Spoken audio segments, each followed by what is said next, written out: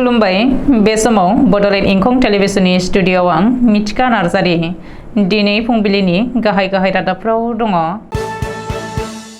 खेत्री पुलिसा गंब्रै गारिनिफ्राय मा 57 मोसौजों लोगोसे सा9 हमदों। रिजार्व बैंक अफ इन्डियानि सोलाय रिजार्व बैंक अफ भारत जानांगौ होननानै गिबि मन्थ्रिनि दाबि। आनन्द बाजारनि खोला बिजनि डिग्री कलेजाव एबसुआ गोख्रों सोमावसारदों। गिबि मन्थ्रि डक्टर हिमन्त बिश्व शर्माया सिलचर बद्रिघाटआव गोदानै लुफुंनाय दालांखौ बेखेवबाय। Air marshal S P. धरकारा तेजपुर एयार बेसखौ नायगिदिंफैदों। दानिया फैदोनि आबुं रादाबाव।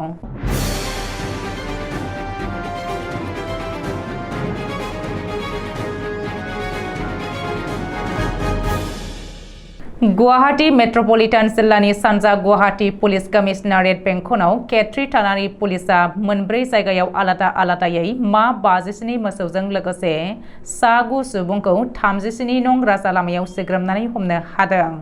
पुलिसनि सुलुङाव फोरमायथिनाय बायदिब्ला बै मोसौफोरखौ नसुं रायजो मेघालयआव लांनो लाबोदोंमोन। अदेबानि पुलिसा बे केसखौ नायबिजिरनो लाबावदों होननानै मिथिहोदों। मख'नो गोनांदि आथिखालाव खेत्री थानानि पुलिसा गोबां मोसौजों लोगोसे गारिफोरखौबो हमगासिनो दङ। थांनाय 2022 मायथाइनि रिपर्ट बायदिब्ला आसामाव पुलिसा गासै मा 13,000 मोसौ हमनो हादों आरो 1,326 सा मोसौ स्मागलार हमजादों आरो मोसौ रोगानाय गासै गं 612 गारिखौ जब्द खालामनो हादोंमोन।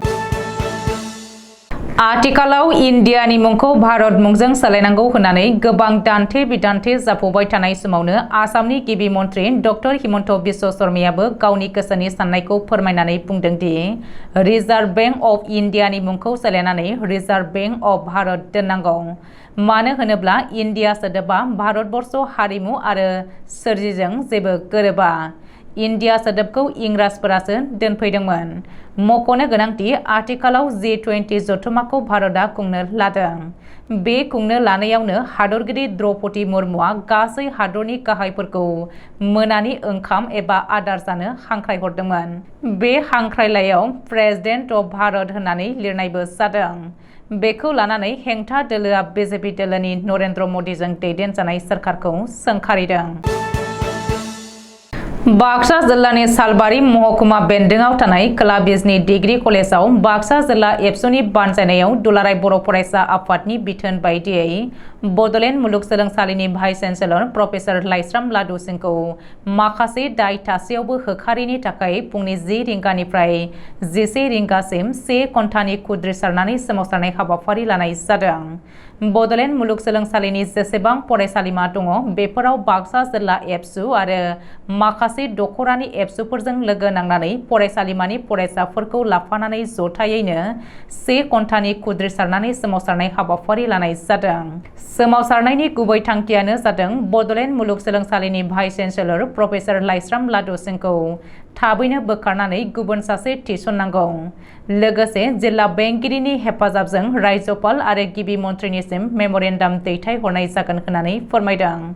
प्रफेसर लाइस्राम लादु सिंहआ माखासे दाय थासेयावबो बडलेण्ड मुलुगसोलोंसालियाव भाइस चेन्सेलर महरै लाखिबाय थानायखौ दुलाराय बर' फरायसा आफादा गोख्रों रावजों सोंखारिदों। जाहाथे लाइस्राम लादु सिंहखौ बडलेण्ड मुलुगसोलोंसालिनिफ्राय बोखारनानै गुबुन भाइस चेन्सेलर होफैयो बेखौ खावलायदों। बराक सेरफांनि काछार जिल्लानि सदर सिलचर बद्रिघाटआव बराक दैमानि सायाव गोदानै लुफुंजानाय 1 किल'मिटार गोलाव पाक्का दालांखौ बृहस्पतिबारखालि बेखेवनानै होबाय। 58 कौटि रांजों लुफुंजानाय बे पाक्का दालांआ सिलचरनिफ्राय बारेंगा काशीपुर जानानै पुलारतर रड नेशनेल हाइवे 37 आरो 54 खौ फोनांजाबहैबाय। बे गोदानै लुफुंजानाय पाक्का दालांआ। बे बेखेवनाय हाबाफारियाव आसामनि केबिनेट मन्थ्रि जयन्त मल्ल बरुवा आरो परिमल शुक्लबैद्यमोनाबो बाहागो लाफादोंमोन। आथिखालाव भारत आरो चाइनानि सिमायारि जेंनाया बयजोंबो सावरायजागासिनो दङ। बेफोरखौ नोजोर होनानै इन्डियान एयार फोर्स स्टेशन तेजपुरनि एयार बेसखौ माबायदि हालोदाव दङ बेफोरनि सोमोन्दै मिथिनो एबा बुजिनानै लानो थाखाय एयारफोर्स ईस्टार्न कमान्डनि एयार मार्शेल एसपि थरकारा सानथामनि हाबाफारिजों मोनफ्रोमबो बिथिङाव नायबिजिरफैदों होननानै खौरांगिरिनि सिगाङाव फोरमायदों। बे खाबुआवनो एयार मार्शेल एसपि थरकारा मिथिहोबावदों दि आथिखालाव अग्निबायु जनानफोरा तेजपुर एयारबेसआव सौफैबाय। बेनिखायनो बिसोरो गोदान रिक्रुइट्सफोरखौ थाखानाय सिनियर अफिसारफोरा मोजाङै दैदेनलांनांगौ होननानै सिनियर अफिसारफोरखौ बिथोन होदों। लोगोसे बयबो गावबा गावनि देहाखौ फिट-फाट लाखियो बेखौबो बिथोन होदों। मानो होनोब्ला जायखिजाया हालोदावनो सोलिनो हायोब्लासो बियो एयारफोर्सनि सोद्रोमा जानो हायो। दिनै फुंबिलिनि रादाबा एसेनोसै। गोजोन्थों।